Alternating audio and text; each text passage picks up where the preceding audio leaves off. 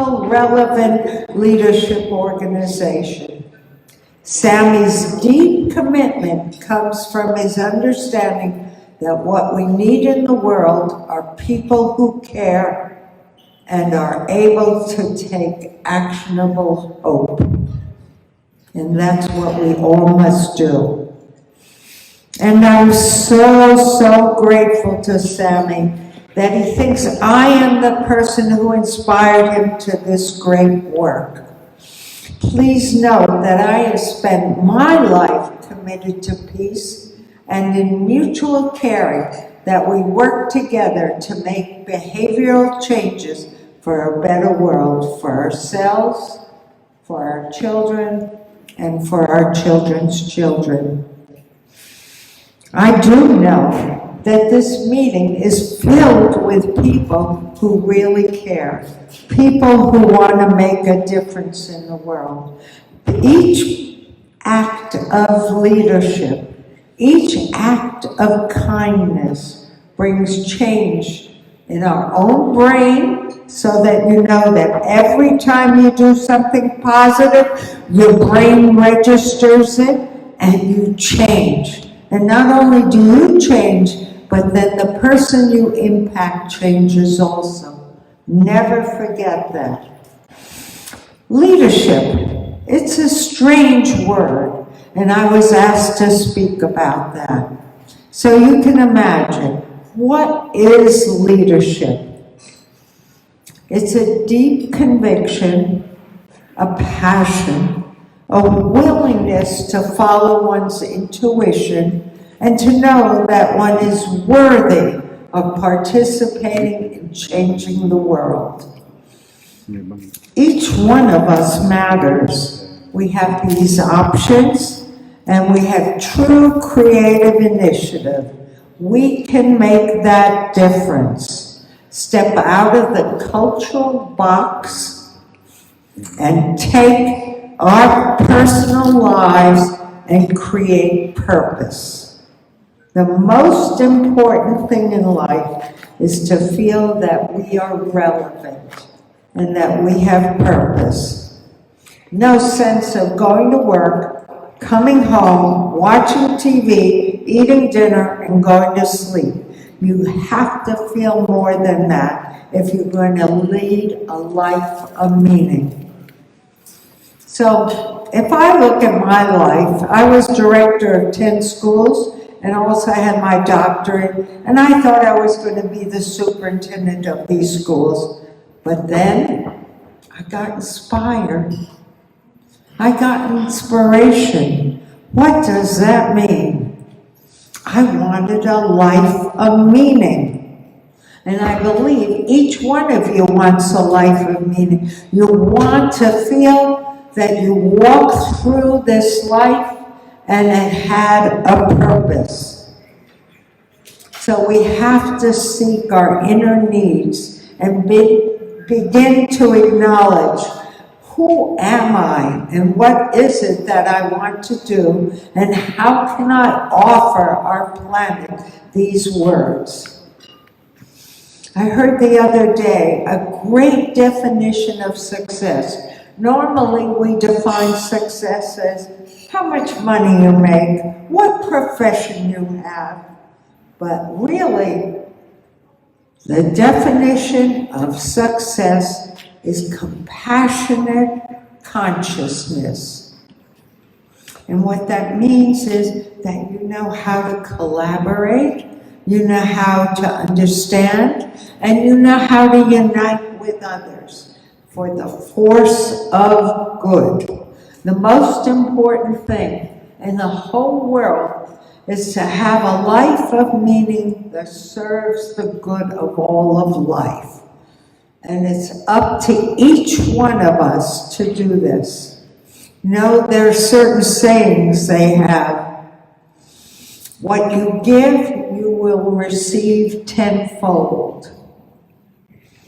Give until it hurts. Giving is, so take time and really consider, Who is it that you can give to each day, each moment, each life? My definition of leadership is following the call to rise up to make a difference in life, to understand all the interconnectednesses and to walk forward with this and assume others will follow. But it's very interesting. I read Jagils' mission and vision, and they talked about transformational, I'm going to find it, transformational leadership. In its ideal form, it creates valuable and positive change in the followers, with the end goal of developing followers as leaders. In other words, we all are leaders. Every individual here is a leader, especially since you've come here to commit your life to good things. If you're a leader, what that means is you have a passion to create change in the world, and you're willing to put 2 feet forward into that understanding. Not 1 foot, but 2 feet. And it's up to you each day to consider, who are you, what do you bring to the world, and what can you offer? One of the most exciting things that I've seen is when I read Sammy's Facebook page. I love reading about what he's doing, but more than that, I love how he talks about his wife now. I mean, it shows me what the quality of the human being is, that he has such thoughtfulness and such caring, and he really, really extends himself from the very smallest to the largest thing. I wanted to tell you a definition of the 5 qualities of effective leadership. A person is self-aware, prioritizes personal development, focuses on developing others, encourages strategic thinking and action, and practices effective cross-cultural communication. A leader is a person, is a visionary, a total visionary with humility, intentionality, audacity, courage, reflection, and responsibility. Of course, there are many other definitions, but that's what I was drawn to. And when I think about Sammy, and this is really important, you know, that when I knew him as a young boy, how arrogant he was. Oh my God, he was a pain in the neck. How many times did I ask you to leave the room? Oh, Sammy. But yet I knew I wanted him with me. His mind travels in 5 directions at one moment. Right now, you must know, right? It's very hard. But we also know how creative, how committed, how willing, how he works forever, because he knows that it's really important. And before, when he was young, he didn't know that, but he opened his mind and he looked at the world and he understood there was a place for him to work to make a better world. And that's true about everybody. There's not one human being that cannot stand up and take that opportunity and make a difference. And I'm assuming that you are here for exactly that reason. So I want to tell you a very short story about Mr. Sammy. Sammy's son, I love him dearly, so you know. And I used to get angry at him, like my mama gets angry at her son. But, you know, I found out something very interesting. There's a thing called small acts of kindness. Everybody can do a small act of kindness. You can shovel the snow of a neighbor. You can pick up a coat of a friend. Well, Sammy, what he did without telling us so, every month when he got his money, and you know it wasn't much in Ghana, he took his money and he shared it with children, and he paid for their school fees.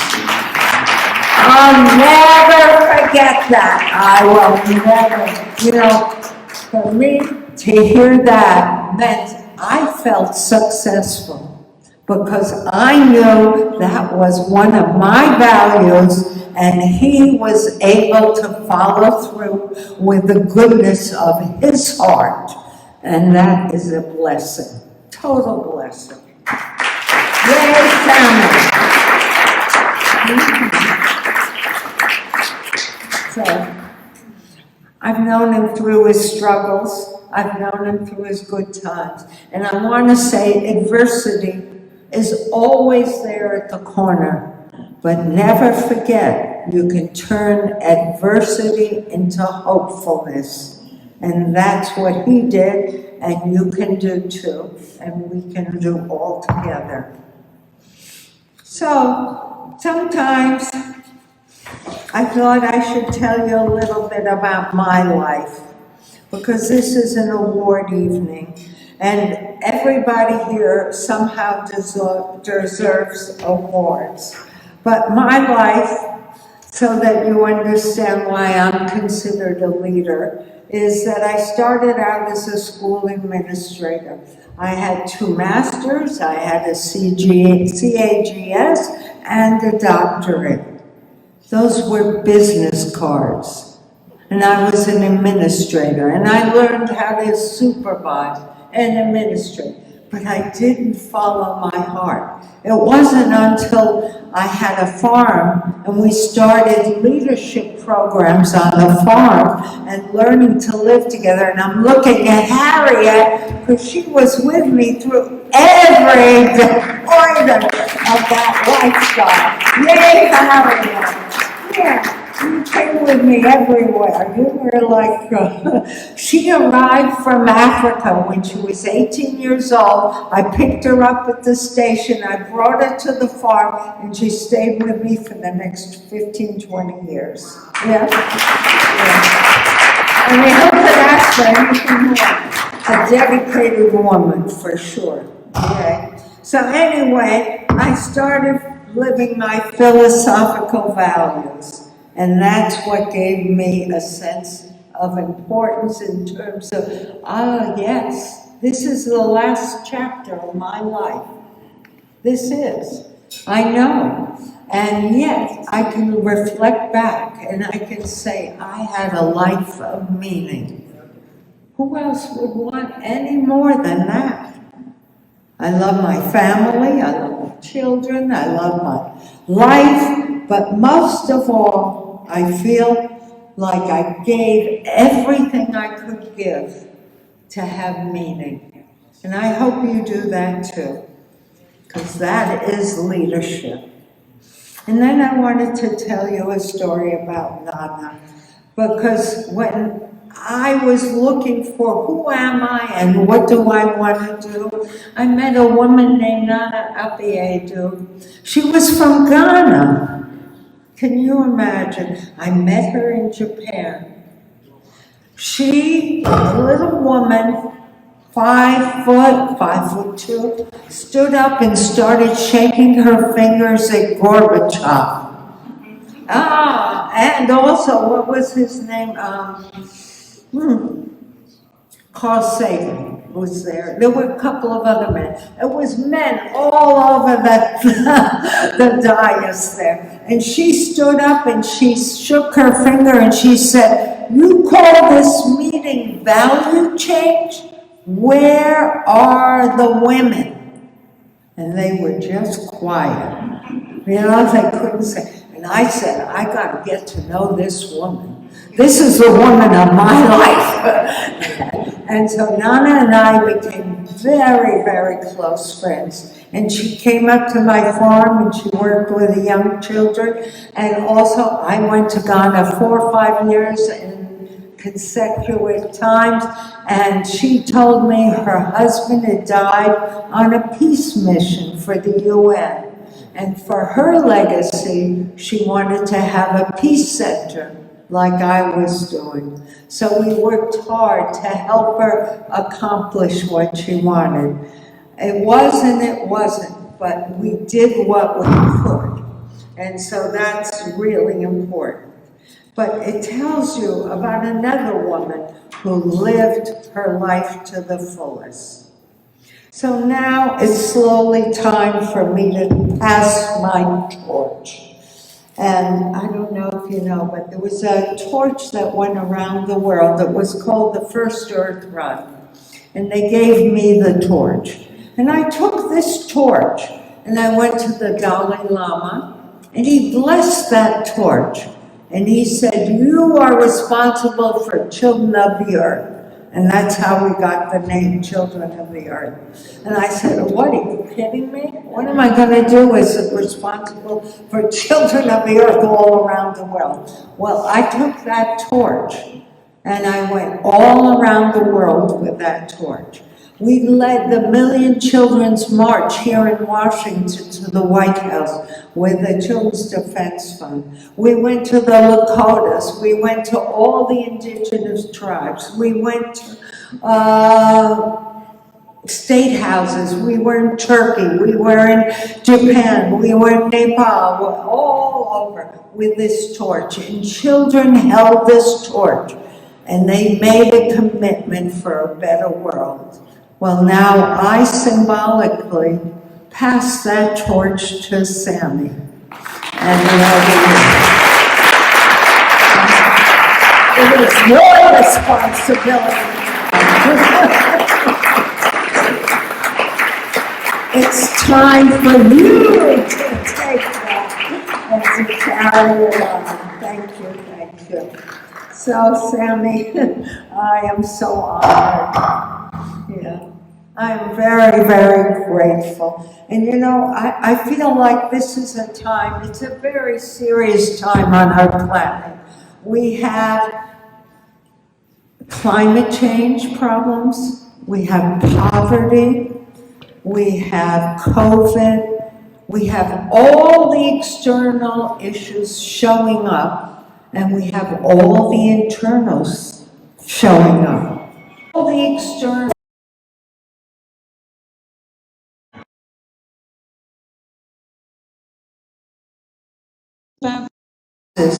is the opportunity for change.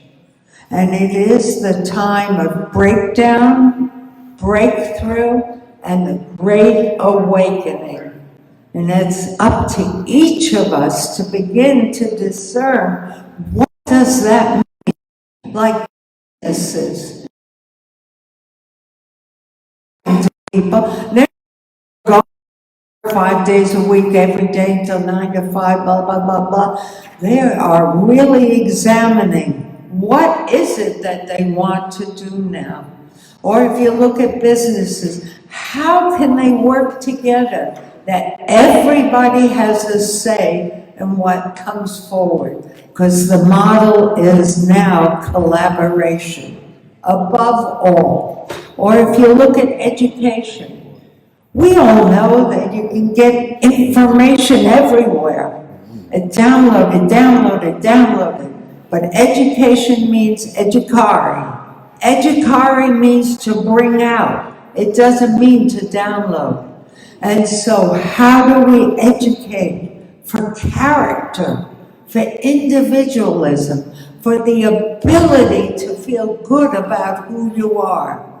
Or to look at extended families. It's time to learn to care for each other. And we know in Ghana and Africa and there, everywhere in Eastern countries, people care for each other. We have to learn that. When I was in Ghana, what did I learn? I learned more. Less is more. I learned patience. I learned love. I learned about sharing. Those are very special things. And I'm very grateful that. And then I learned that we are all one family of humankind. And we all want to feel inner peace and outer understanding so that we can lead a life of meaning with ourselves and others and make this planet a better place.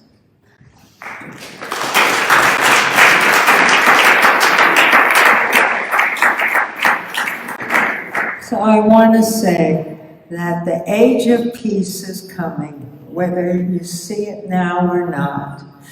Destruction and regeneration, hate into hope, and human resilience, thrivability. These are the new words that are coming forward, and they're telling us the story of what can occur. So, I want to say thank you. And using our premise, it seems very natural to honor Timothy Bowles to receive the African Human Rights Award. He is a living life of commitment.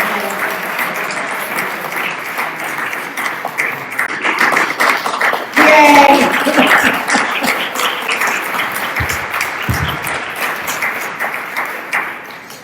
He is living a life of commitment of one of the most distinguished individuals who has given countless hours to caring for the communities of Africa.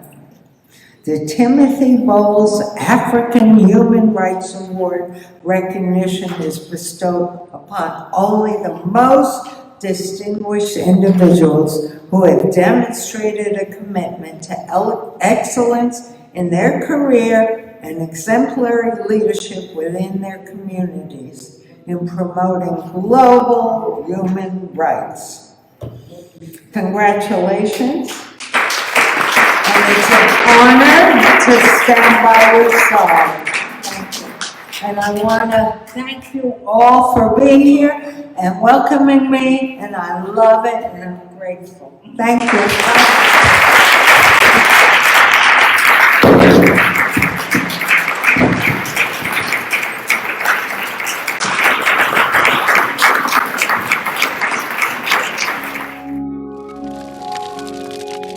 Hello, welcome to Jacobs Abbey Global Institute for Leadership Studies, a research, teaching, training, and leadership institute that critically provides strategic transformational thinking to leaders and students with the opportunity to develop and create lasting impact in their institutions. Championed by a world-class faculty, one-on-one executive coaching, and peer learning, our programs are offered both online and in cohort sessions.